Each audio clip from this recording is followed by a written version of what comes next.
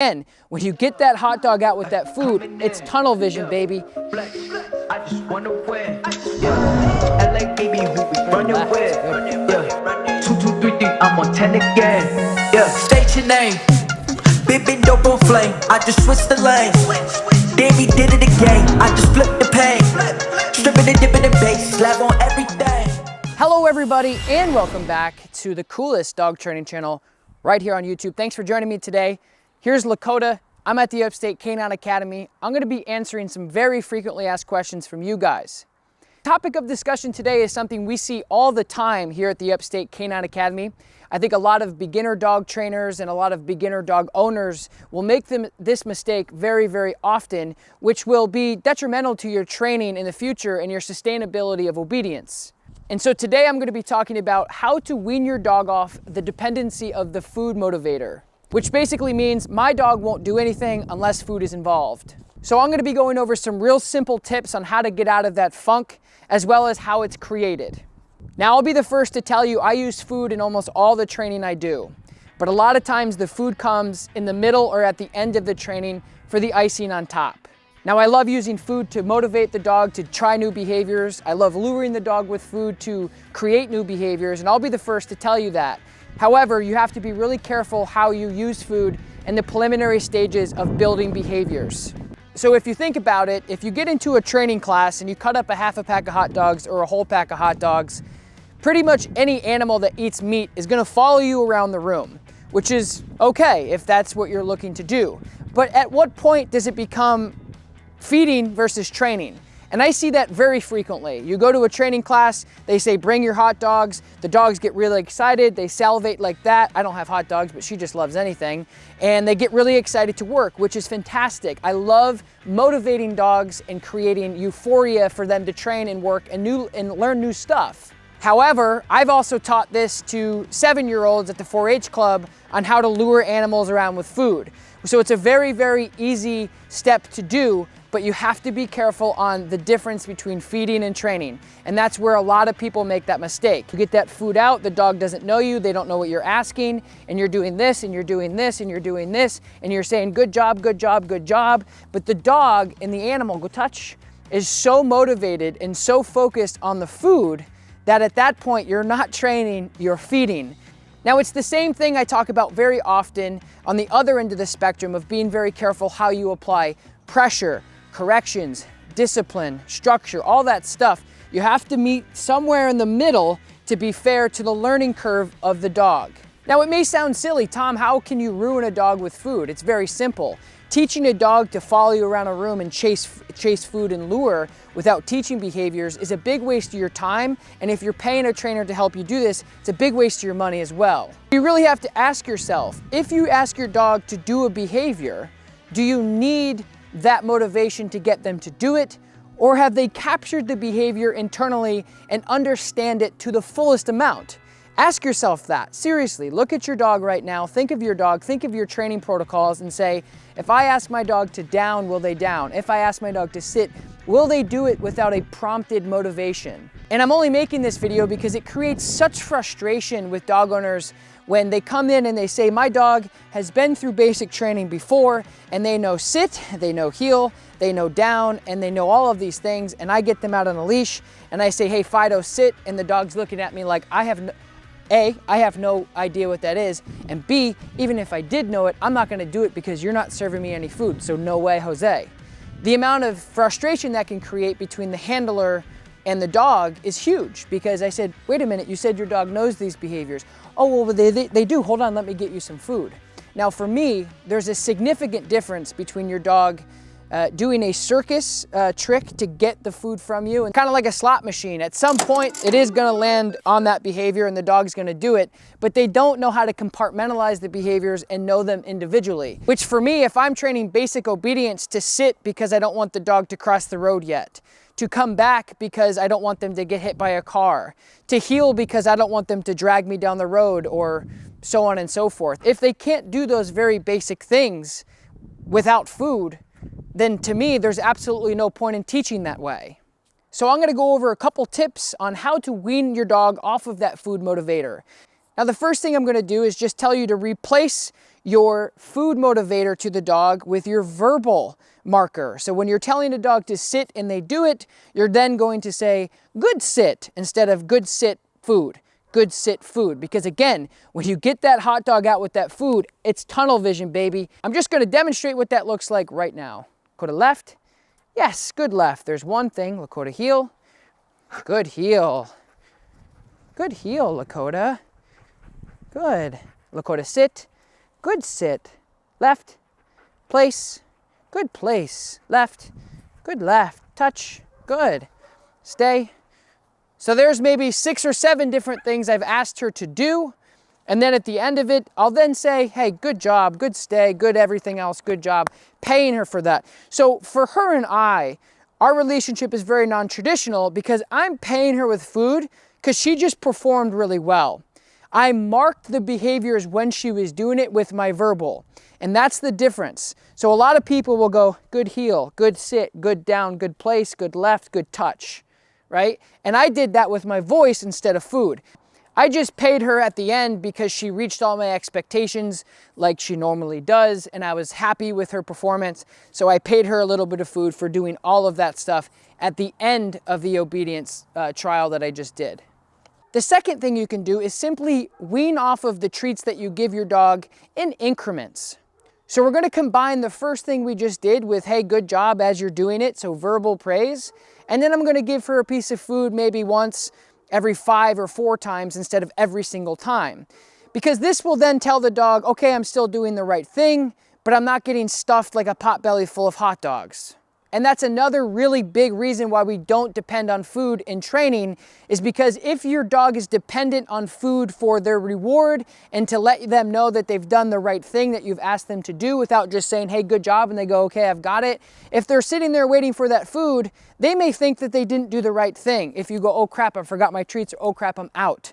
So that's the other big thing in the behavioral process and building a dog up, is if your reward-based system every single time is food, food, food, if you don't have that piece of food, they may think that they didn't do the right thing. And you'll oftentimes see dog go into a sit and you go, good sit, and they go, where's my food? You don't give it to them, and they go down because they're like, okay, now I'm a little bit confused. So that's the other reason why we aren't dependent on food in the preliminary stages of building a dog's foundational obedience. Now I'm going to demonstrate how to do incremental food delivery to the dog instead of every single time like you may be used to.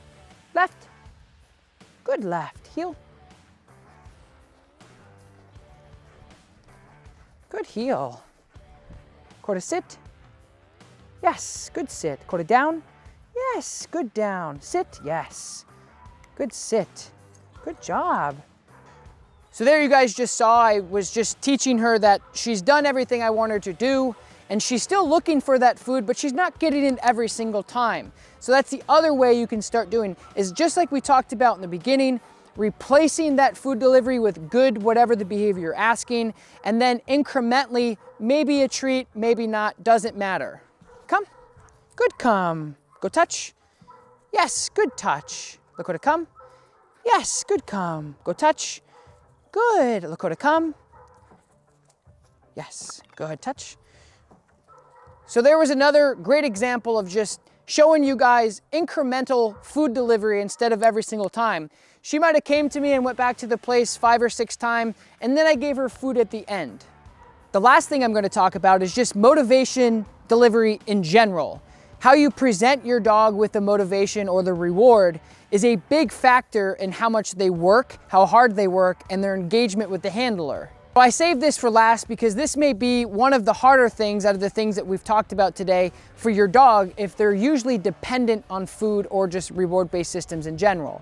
So what you're gonna do is you're gonna take your food, so the dog knows that it's here, right? And then what you're gonna do is I'm gonna do this a couple different ways just to get creative with you guys, because I want it to be scalable to everybody and I want you guys to be able to apply it to almost any situation. Not even if your dog's dependent or not. This is just a great opportunity for you to switch up your deliveries to get the dog more focused on you instead of the food. So I'm just gonna take this food and this apparent napkin, I'm gonna put it here. Now I'm gonna take one of the pieces of food out of this, and this is just kibble by the way, and I'm gonna put it in my hand. So she knows the deal, but this is gonna be applicable to any dog. They're gonna be probably thinking that I'm gonna have to go from here to here, and then they're gonna be waiting for that transaction before they anticipate that payment. When in actuality, what I'm gonna do is I'm gonna pay the dog randomly, so she or he, depending on who you're training, realizes that it could come at any given time. And the most important thing is them focusing on the behavior at task and not the item that they're working for. Left. Good. Heel. Good. Bless you. Bless you, sweet girl. So the food is in my pouch. She knows the focused heel, so she's a little bit different. But the chances of the dog that's usually dependent on food looking at the pouch is likely. So the dog is looking. Left. Go to sit. Good, yes, good, touch. So it's a secondary source of food for the dog because she didn't know that I had it in my hand. So she's like, wait, you mean it doesn't have to come from here? So what happens is the dog just says, okay, I'm really getting paid for the task at hand versus go to left, heel, versus looking here, go touch. And that's really what matters to you as the handler. Now this last piece of training is a little bit more advanced. But if you want to take your engagement to the next level and trying to separate the motivation from the actual behavior, here's what I suggest. First and foremost, to get a little bit more advanced in training, you have to use a little bit more training tools or equipment. So I'm using a D-Town vest, which is a dog training vest that you can store and keep your supplies in, your phone, your watch, your wallet, whatever it may be, as well as your reward-based systems. So in the back, I have a 12-inch Canine Tactical Tug, and in this little pocket here, which is see-through, which is also great if you're teaching a dog engagement on you as the handler because the dog can see the item that they're working for. And this little pouch is a ball that was broken off by one of our shepherds, and I had a piece of leather around and I made into a tug. So now I have 3 motivations on me. I have food here in the front, I have my ball on a tug here, and then I have my normal tug in the back. And now the advanced step here is what I would call maybe motivational proofing. I don't know, I just made it up. But what it does is she knows that there's gonna be many different items for her to choose from or get paid all together. So what she knows is there's 3 different ways for her to get paid and she loves them all. And so I'm gonna proof her throughout this process to pay her when she's actually paying attention to me and not the item at hand. And so she's a little bit more advanced because she's my dog and I've been working with her since she was a puppy, but I just wanna show you how you guys can recreate this at home. She's out of practice. I don't train her every day, but in videos like this, when we're in quarantine and we don't have a ton of dogs to choose from like normal, I'm gonna be using her as a demonstration. So my goal is going to be getting her out and then offering her a reward on the ground without releasing her, so she can't really get it. But she should be focused on it, and your dog should be definitely focused on it if they're not practicing this type of advanced obedience and engagement in general. So I'm gonna show you how this works. Left, good, heel, good, good girl, good girl. So she's very engaged with me, which I like. Good girl. I'm gonna slow it down a little bit. I'm gonna show you what I'm gonna do. So I'm gonna take this tug out, left, good girl. Good. Yes, good. So what I did there, guys, good girl, is touch, see you later, alligator. She looked at the tug when I threw it, and then she looked right back up at me, and as soon as she gave me that redirectional, hey, never mind, I wanna pay attention to you because I think that the fun actually comes from you, and I say, yes, it does, and then I release her because I'm paying her for the engagement into me. So ultimately, at the end of the day, for you guys and your dog, you want the dog to engage with you, and then you release them. So you're actually paying them through the release, your break command, to get the tug and then play tug with you once they're focused in on you. I'm gonna take that a step further. I'm gonna pay her from me. So I'm gonna throw the tug and I'm gonna get the other tug out, but I'm gonna ask her to do a little bit more obedience, a little bit more advanced. So I'm gonna ask her for a little bit more focus here, a little bit advanced, a little bit of everything. Left, good, heel.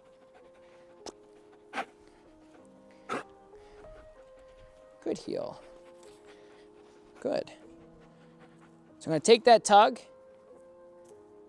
left. I'm gonna ask her to do some obedience first. Good, good girl. She's looking at me, she's expecting this reward, yes. and I'm paying her there. What I did, just to run you through, is she was expecting this because she can see it. She knows it's there. She's a clever girl. But what I did is I proofed her. I said, nope, it's actually gonna go right there. And then she goes and gets that. So in lamest terms, mix it up. Don't let her or yourself be predictable in any way to keep it spicy, baby. So now I'm gonna do it again and use all three motivations: food, ball, and tug. But what I'm gonna do is, because of this D-Town vest has 2 pouches, I'm gonna switch it over here because my dogs are always handled on the left side. So she's gonna be here. Left, good, heel. So I'm gonna proof her with my hand in this pocket, which her assumption is then gonna be, okay, the ball is coming out of the right hand. Good.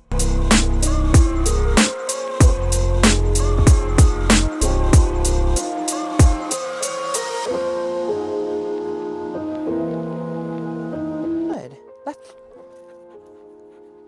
Good. So here comes the tug out from the back. Left. Good, good girl. So for beginners, this is really good. Focus, focus, focus, good focus. At that moment, you might want to pay, but she's a little bit more advanced, so I'm going to move her a little bit more. Good heel. Eyes on me, baby, eyes on me. Good girl. Good heel. Lots of positive reinforcement. Just like we talked about in the beginning, your voice is good enough, guys. Your dog loves you. Left. Good heel. Good. I'm going to walk right around this tug. Hopefully you guys can see this in frame. So she's walking around her tug. If I get this focus for a little bit longer, she's gonna get paid with the ball. Yes. Woo! She's got a double. She's got a double. Good girl. Good girl. So a little crazy, but that's the fun of having fun with your dog. Okay, so what I was doing there, guys, is I was just telling her that, hey, you don't have to focus on what you think the item is. So I'm switching it up to keep her engaged on the only thing that matters. I am the gatekeeper. I'm the one who tells her what she can and can't do. So with these steps, I hope it's helpful for you guys to figure out how to wean off of that motivation simply from the first step of getting away from food and maybe using an item, because an item is way more engaging with you and your dog. You're able to work on a lot of impulse control. The dog wants it, the dog wants it, the dog wants it. Left, do something for me. Do something again. Do something again. Let me hear what you got to say. Watch them. Good girl. Yes, good girl. So you're able to really engage with your dog with play. And I made a video before because a lot of people, veterinarians and other different types of trainers will say playing tug with your dog can make them aggressive.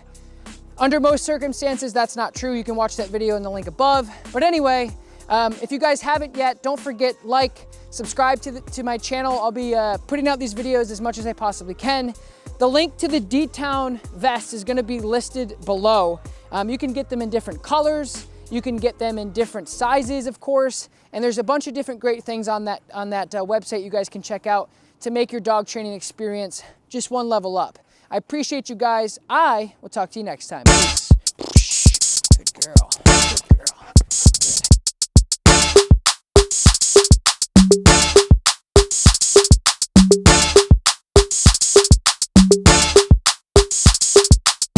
And it's a ticket talking Mazda for the biggest. That's a comma and a comma and a comma. Gotta get it. And it's a ticket talking Mazda for the biggest. That's a comma and a comma and a comma. Gotta get it. I'm a comma and a comma and a comma. Gotta get it.